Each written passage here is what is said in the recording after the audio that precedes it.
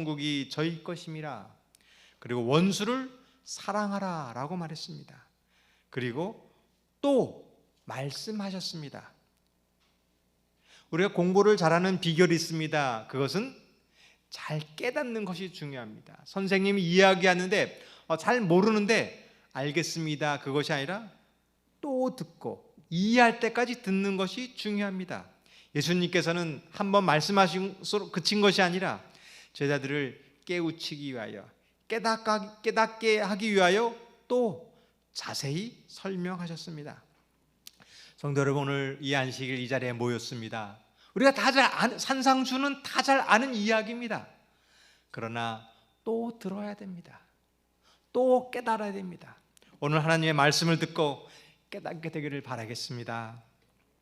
운동선수들은 이미 최고의 수준까지 운동을 잘하고 있습니다. 근데 그들은 또 연습합니다. 왜냐하면 매일 그렇게 연습하지 않으면 그 실력을 유지할 수 없습니다. 음악하는 사람도 마찬가지입니다. 최고 실력의 연주자였습니다. 그러나 연습을 멈춘다면 그 실력이 퇴보하는 것입니다. 신앙도 마찬가지입니다. 우리는 이 이야기를, 성경 이야기를 다 잘 알고 있습니다. 어떤 것은 눈 감고도 다 아는 이야기입니다. 그러나 또 들어야 합니다. 매일같이 들어야 합니다. 우리가 이 말씀을 듣고 성품이 변할 때까지, 이 말씀을 들을 때마다 새로워지는 경험을 하게 되기를 바라겠습니다. 예수님께서는 산상수훈의 이야기를 하시면서 제자들을 잘 깨닫게 하기 위하여 비유로 말씀하셨어요. 심령이 가난한 자는 천국이 저희 것임이라. 이 말씀을 깨닫게 하기 위하여 또 쉬운 것으로 설명해 주었습니다. 이 비유라는 말은 헬라어로 파라볼레라고 합니다. 영어로는 패러블이라고 합니다. 한자로는 비교하여 깨우친다는 것이에요. 예수님께서는 어려운 주제를 아주 쉽게 설명해 주는 방법이 비유였습니다. 이 비유는 수사학적으로도 사용합니다. 비유, 은유, 알레고리라고 표현하면서 플라톤이라든지 소크라테스 철학자들도 이 비유법을 사용하셔서 설명했습니다. 예수님께서는 이 교육 방법이 비유였는데 마태복음 13장 35절에 있는 말씀을 보겠습니다. 이는 선지자를 통하여 말씀하신 바 내가 입을 열어 비유로 말하고 창세부터 감추인 것들을 드러내리라 함을 이루려 하심이라.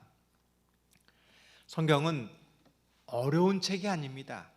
예수님께서는 창세기서부터 쭉 내용된 이야기들을 아주 쉽게 비유로서 설명해 주는 책입니다. 그래서 이 성경은 어린 아이들도 읽으면 다 이해할 수 있는 책인 것입니다. 또 이 성경은 감추어진 것입니다. 이 비유를 통하여 새로운 것을 자꾸 알아내는 것이에요. 성경을 읽으면 재미있습니다. 모르는 사실을 자꾸만 깨닫는 거예요. 그래서 성도 여러분, 우리가 늘 아는 이야기가 아니라 성경을 읽을 때마다 새로운 진리를 깨닫게 되기를 바라겠습니다.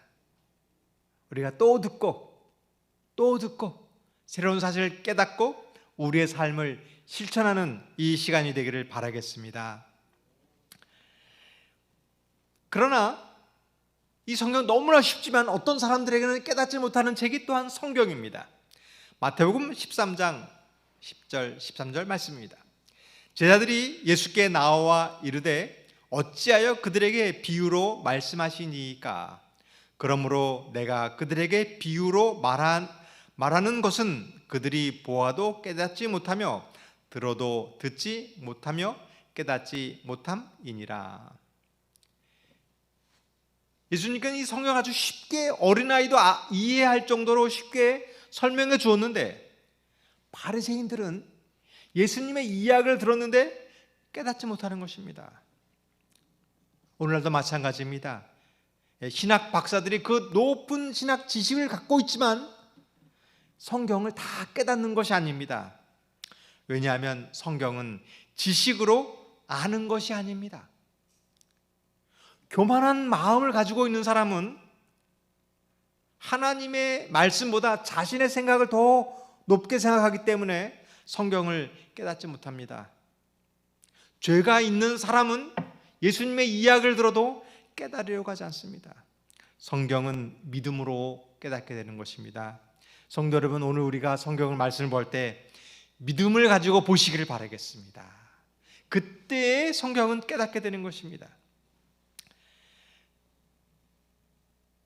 성경을 깨닫기 위해서는 어떠한 마음을 가져야 될까요? 마태복음 13장 36절입니다. 이에 예수께서 무리를 떠나사 집에 들어가시니 제자들이 나와 이르되 밭의 가라지의 비유를 우리에게 설명하여 주소서. 베드로가 대답하여 이르되 이 비유를 우리에게 설명하여 주옵소서. 예수님께서는 많은 무리들에게 비유를 설명했습니다. 그때 제자들은 조용한 시간에 예수님께 물어보는 것입니다. 예수님, 그 뜻이 무엇일까요? 설명하여 주시옵소서. 여러분, 우리에게도 이러한 겸손한 마음을 갖게 되길 바라겠습니다. 배우는 자세를 취하시길 바라겠습니다. 순종하는 자세를 취하시길 바라겠습니다. 그때에 이 성경을 깨닫게 되는 것입니다. 여호수아는 자신의 생각대로 아이성을 공격했습니다. 그때 실패했습니다. 하나님의 말씀에 순종했을 때는 성공했는데 자기의 뜻대로 했을 때는 실패하는 것입니다. 성도 여러분, 이것이 오늘의 말씀입니다. 하나님의 말씀을 듣고 물으시기를 바라겠습니다. 하나님의 말씀을 듣고 행할 때 우리에게 승리의 기별을 줄 믿습니다. 그러나 한 가지 주의사항이 있습니다. 또 비유로 말씀하시되 맹인이 맹인을 인도할 수 있느냐? 둘이 다 구덩이에 빠지지 아니하겠느냐? 우리가 성경 말씀을 듣고 순종하려고 하는데 때로는 잘못된 길로 갈 수 있다는 것입니다. 잘못된 사람의 인도를 따라서 잘못된 길로 갈 수 있음을 주의하시길 바라겠습니다. 최근에 저희 성도님들이 유튜브를 통하여 성경 말씀들을 많이 듣습니다. 거기에는 유익한 것이 많이 있습니다. 그러나 한 가지 주의할 것이 있는데 잘못된 길로 갈 수 있다는 것이에요. 우리는 그 말씀이 올바른지를 깨달아야 되는 것입니다. 마태복음 13장 34절에 이렇게 얘기하셨습니다. 예수께서 이 모든 것을 무리에게 비유로 말씀하시고 비유가 아니면 아무것도 말씀하지 아니하셨으니. 이러한 성경 말씀을 읽었을 때 이 말이 무슨 뜻인지를 올바로 해석해야 돼요. 예수님께서는 비유로 말씀하셨다라고 했을 때 이 말의 의미를 분명히 알아야 되는데, 성경에는 비유가 나오는데 마태, 마가, 누가복음에는 39번의 비유가 나옵니다. 혹시 기억나는 비유가 있으신가요? 그 유명한 탕자의 비유 기억나시고, 열처녀의 비유도 있고, 또 달란트의 비유도 있고, 감추인 보아의 비유도 있고, 또 선한 사마리아의 비유도 있어. 다 이렇게 기억나잖아요. 근데 요한복음에는 이 비유가 한 번도 나와 있지 않습니다. 예수님께서 분명히 비유가 아니면 말씀하지 않는다고 했는데 요한복음에는 우리가 잘 아는 비유가 하나도 나오지 않습니다. 그러면 이 요한복음 어떻게 된 걸까요? 잘못된 걸까요?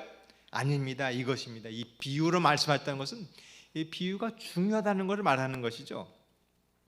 이런 것입니다. 우리 다니엘 계시록이 중요합니까? 굉장히 중요해요. 그러나 다니엘 계시록만 말해서는 될까요? 아니라는 것이죠. 건강기별이 중요합니까? 건강기별이 굉장히 중요합니다. 근데 모든 성경을 건강기별로만 이야기하면 될까요? 그건 아닙니다. 성소기별도 중요합니다. 우리 재림교회가 탄생한 것은 바로 이 성소기별 때문이었어요. 근데 모든 성경을 다 성소기별만 전하면 될까요? 그런 건 아닙니다. 믿음으로 말미암는 의도 중요합니다. 근데 모든 것을 믿음으로 말미암는 의로서는 설명돼서는 안 됩니다. 성경은 모든 것을 다 설명해야 됩니다. 비유는 중요합니다. 그러나 모든 것이 다 비유가 아니라 그 모든 말씀을 모든 것이 다 중요하게 생각해야 되는 것이에요. 그래서 이 성경을 해석하는 학파가 있었습니다. 안디옥 학파와 알렉산드리아 학파가 있었어요. 이 모든 것이 다 중요합니다. 이 안디옥 학파에서는 문자 역사주의적 방법을 해석했고, 알렉산드리아 학파는 알레고리라는 이 비유로서 해석을 했어요. 여러분, 이 초기 초대 교회에 유명한 신학자들이 있었습니다. 클레멘트, 터툴리안, 오리겐, 어거스틴. 근데 이들의 문제는 뭐냐면 이 성경을 알레고리로만 해석하려고 했던 것이 문제였습니다. 이 어거스틴은 이렇게 얘기했습니다. 성경 해석을 하면서 어거스틴이 알레고리적 해석의 근거는 문자는 죽이는 것이요 영은 살리는 것입니다는 구절이었다. 그는 이 구절의 근거의 성서를 문자적으로 해석하는 것은 죽은 것이요 알레고리적이나 영적으로 해석하는 것은 살리는 것으로 생각했다. 그의 알레고리적인 해석의 한 예는 선한 사마리아 사람의 비유에서 찾아볼 수 있다. 그는 이 비유를 다음과 같이 해석했다. 여리고로 내려가는 사람은 아담, 예루살렘은 평화스러운 하늘의 도시, 강도들은 마귀와 그의 천사들, 옷을 벗기는 것은 그의 불멸성을 빼앗는 것, 그를 때리는 것은 죄를 짓도록 그를 설득하는 것.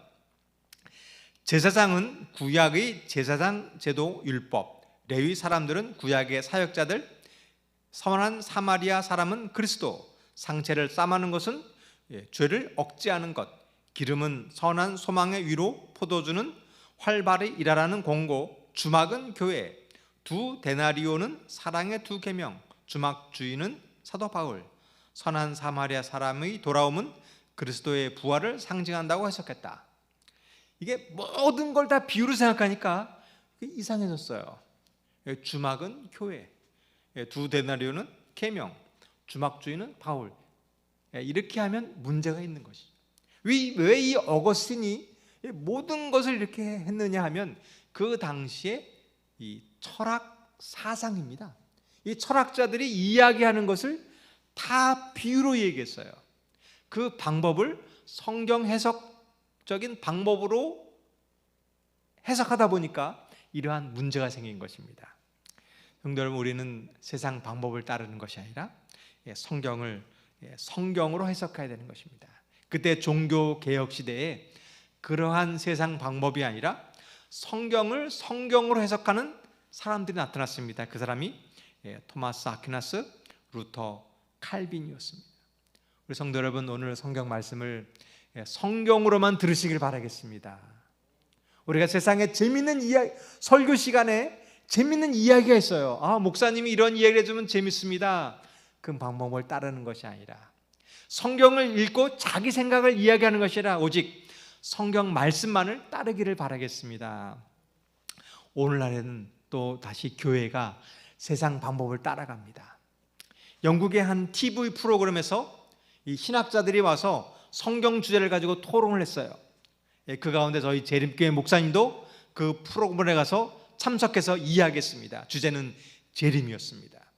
저희 재림교회 목사님이 재림에 대해서 설명합니다. 예수님께서 마지막 때에 하늘에 구름을 타고 오실 것입니다. 이 땅에 심판이 있을 것입니다.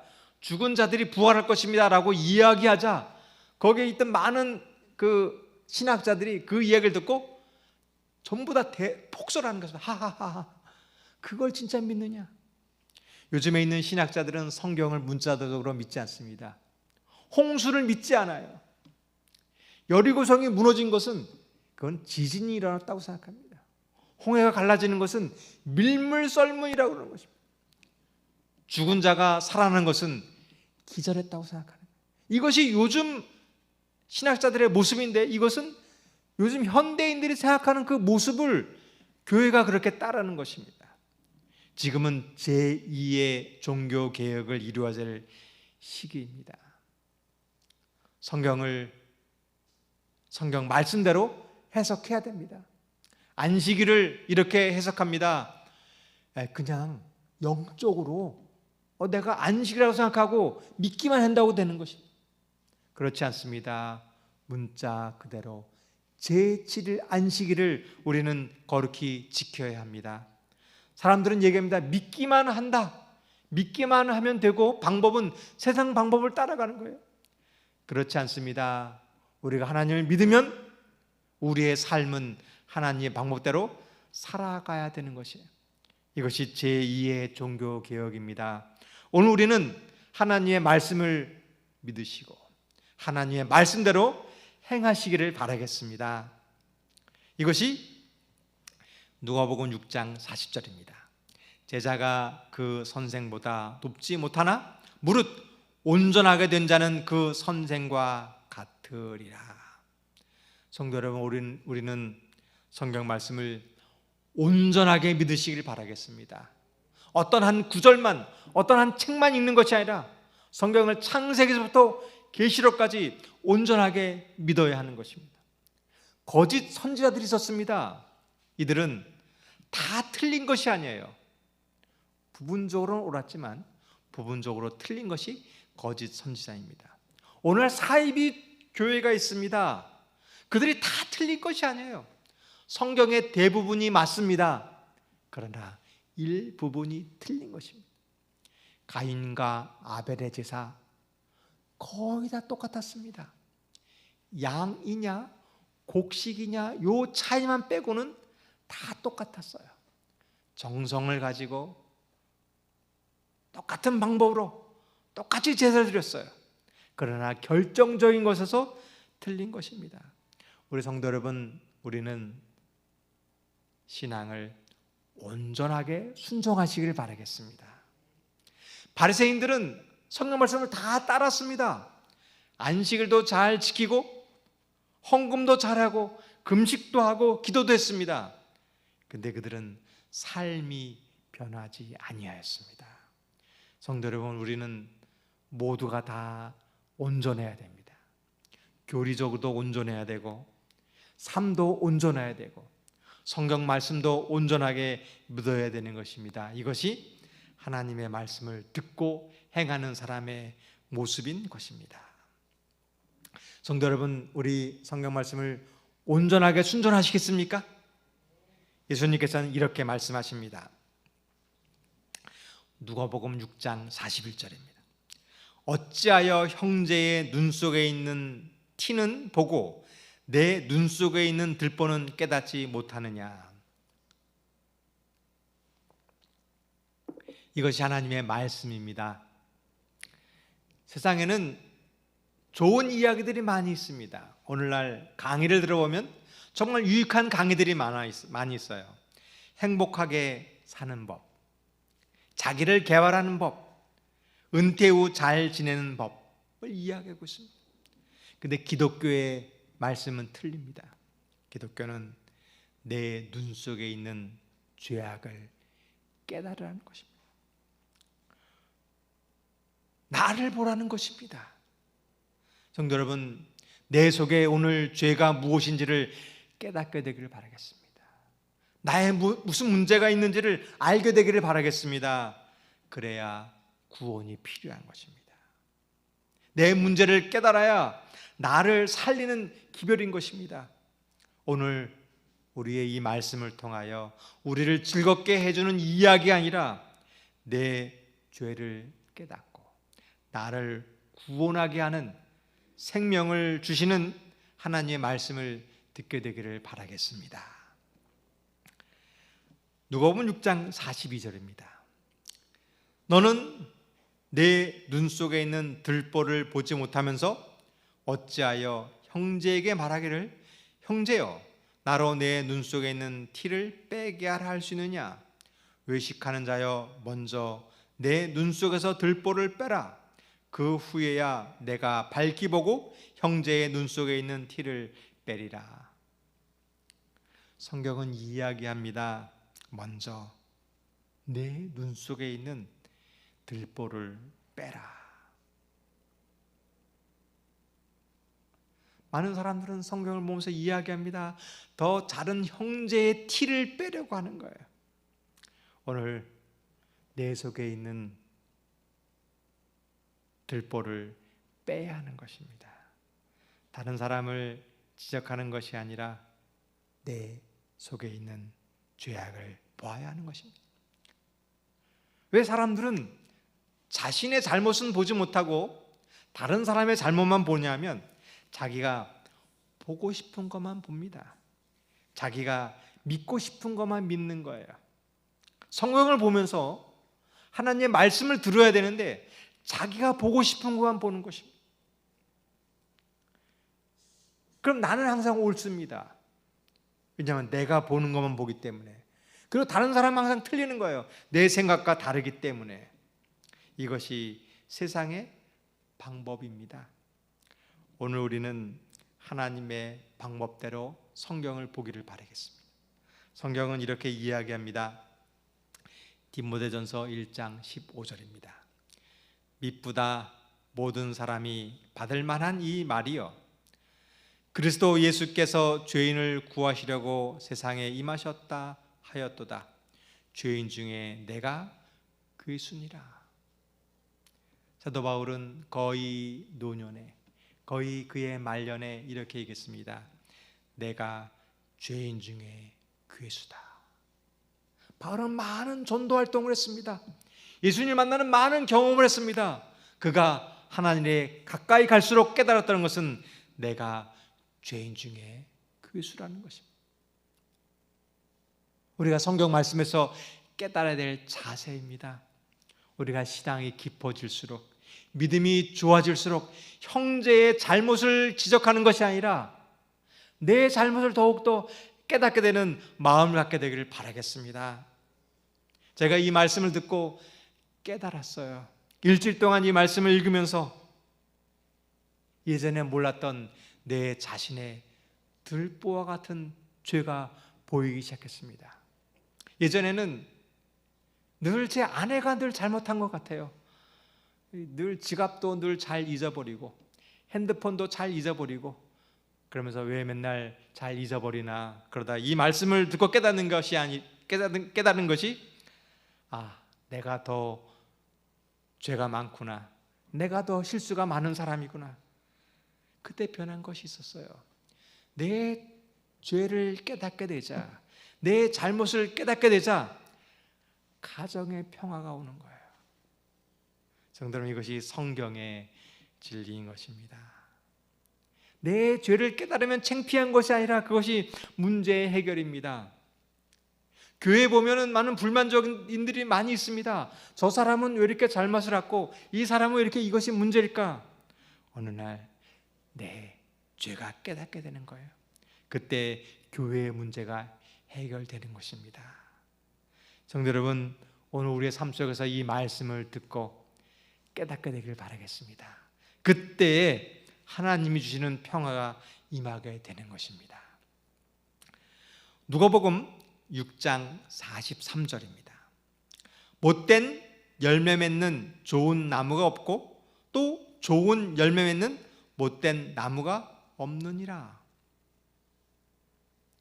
하나님의 말씀을 듣고 순종하는 비결이 있습니다. 사과나무는 무슨 열매를 맺을까요? 당연히 사과를 맺죠. 배나무는 무슨 열매를 맺을까요? 당연히 배나무를 맺습니다. 콩 심은 데 콩 나고 팥 심은 데 팥 난다는 말이 있습니다. 밭에서 콩이 자라나면 무엇을 심은 걸까요? 콩을 심은 것입니다. 밭에서 팥이 자라나면 무엇을 심은 걸까요? 팥을 심은 것입니다. 그러면 내 삶 속에서 좋은 열매를 맺는다면 무엇을 심은 건가요? 좋은 열매를 심었기 때문입니다. 못된 열매를 맺는다면 왜 그럽니까? 못된 열매를 심었기 때문입니다. 성도 여러분, 오늘 하나님의 말씀을 듣고 행하는 사람은 좋은 것을 심게 되기를 바라겠습니다. 그때에 좋은 열매가 맺게 되는 것입니다. 어떤 사람이 다이어트를 하려고 합니다. 그러면서 매일 저녁에 야식하고 간식하고 과식하면서 다이어트를 할 수 있을까요? 그럴 수 없습니다. 어떤 사람이 죄를 짓는 거예요.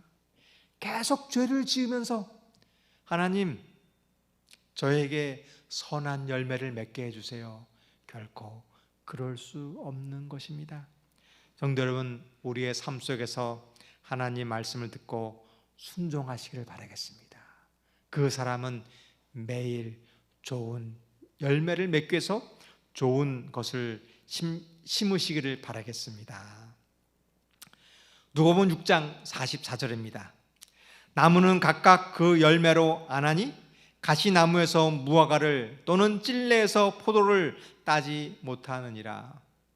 그 나무는 열매로 아는 것입니다. 내가 심은 대로 그 열매를 맺게 되는 것입니다. 오늘 성경은 이렇게 얘기합니다. 여러분은 무슨 열매를 맺고 계신가요? 각각 나무는 그 열매를 아는 것이에요.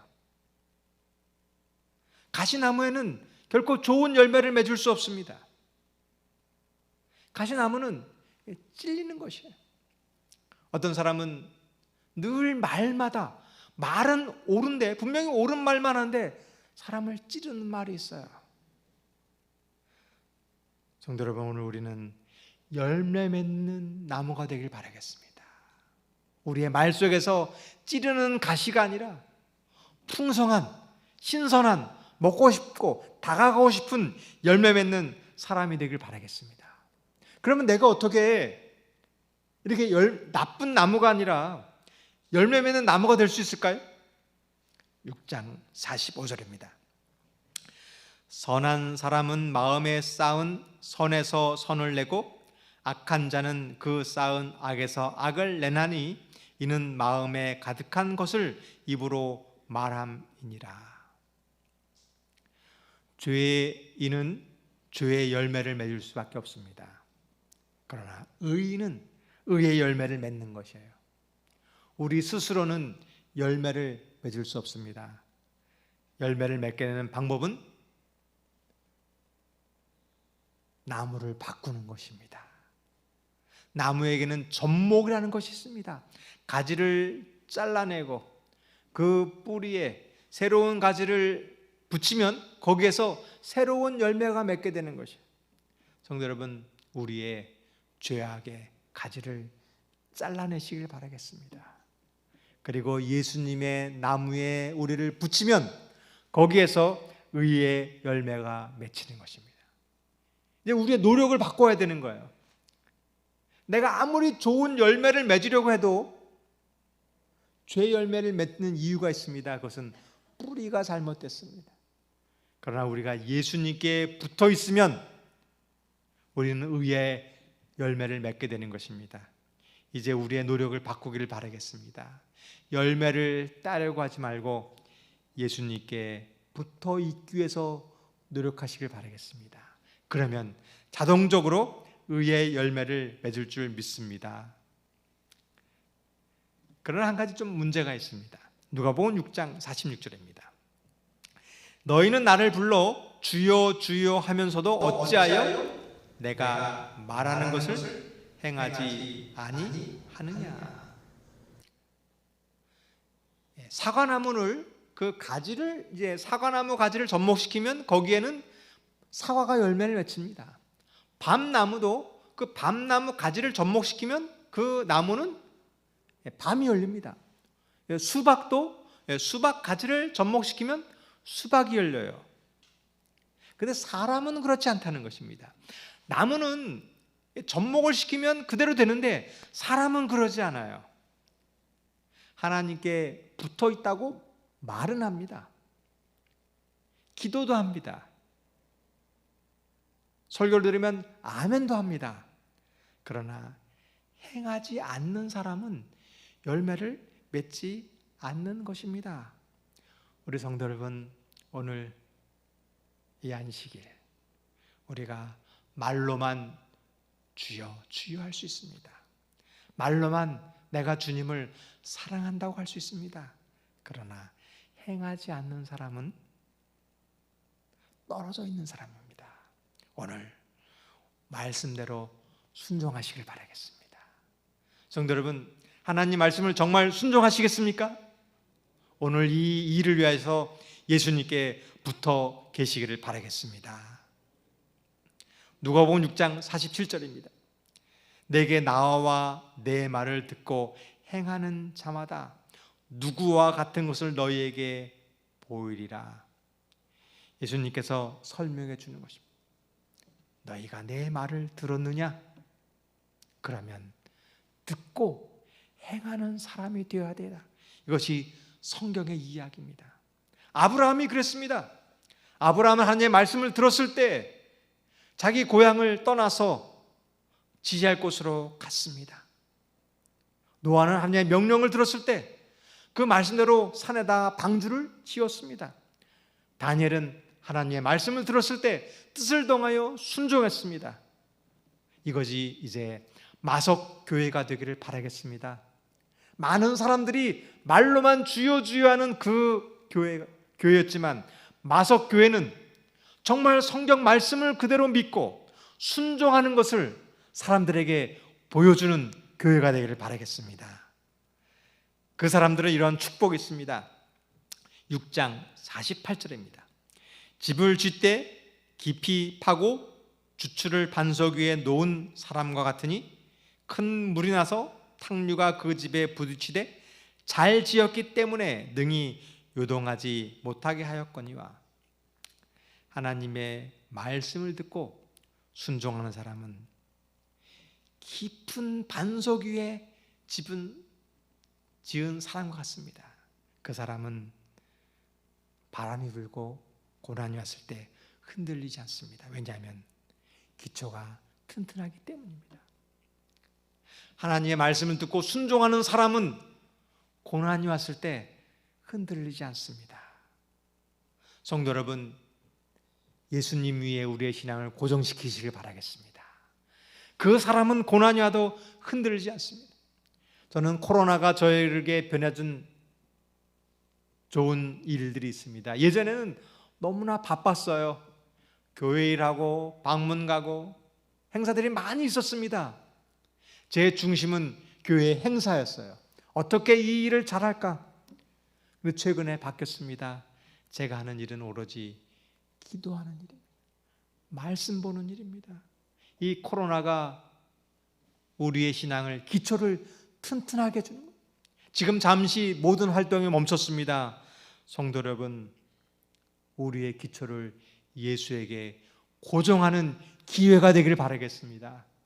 모든 것을 다 멈춰두고 오직 예수님만 매달리는 기회가 되기를 이 코로나를 통하여 배우게 되기를 바라겠습니다. 그 사람은 어떠한 고난이 와도 유동치 않을 거라고 그랬습니다. 오늘 이 코로나를 통하여 어떠한 환난이 오더라도 요동하지 않는 신앙을 갖게 되기를 바라겠습니다.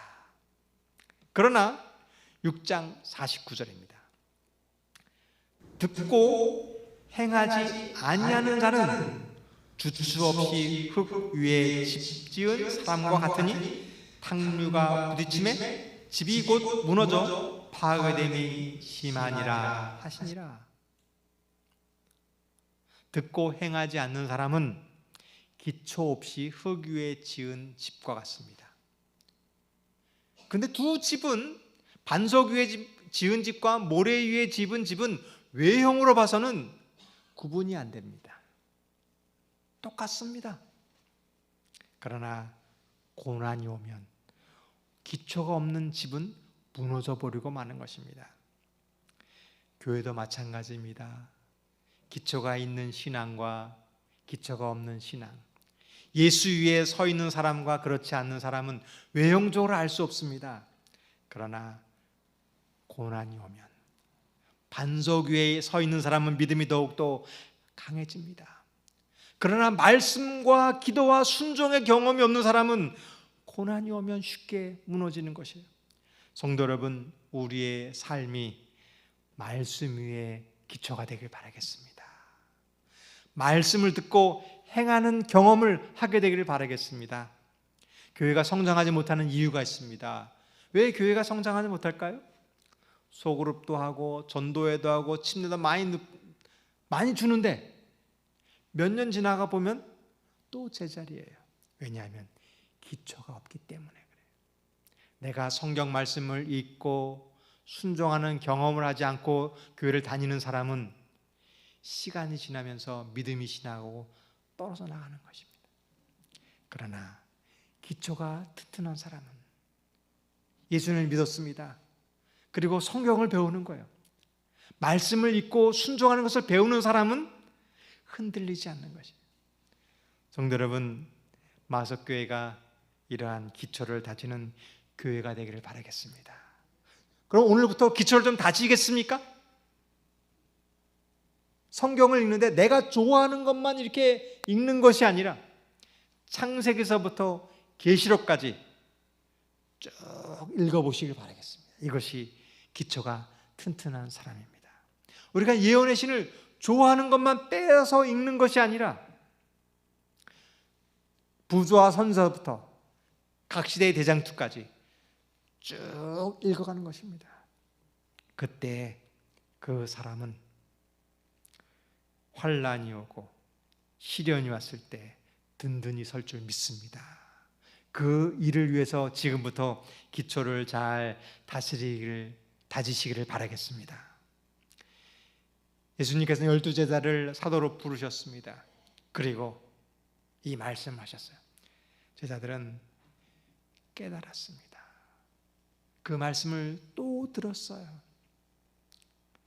그 말씀을 계속 들었습니다. 그리고 오순절 성령이 임했을 때 그들이 변한 것입니다. 성도 여러분, 오늘 우리가 주의 말씀을 순종하여 흔들리지 않는 믿음을 가지시기를 바라겠습니다. 오늘 예수님께서 이야기하십니다. 이 말씀을 순종하시겠습니까?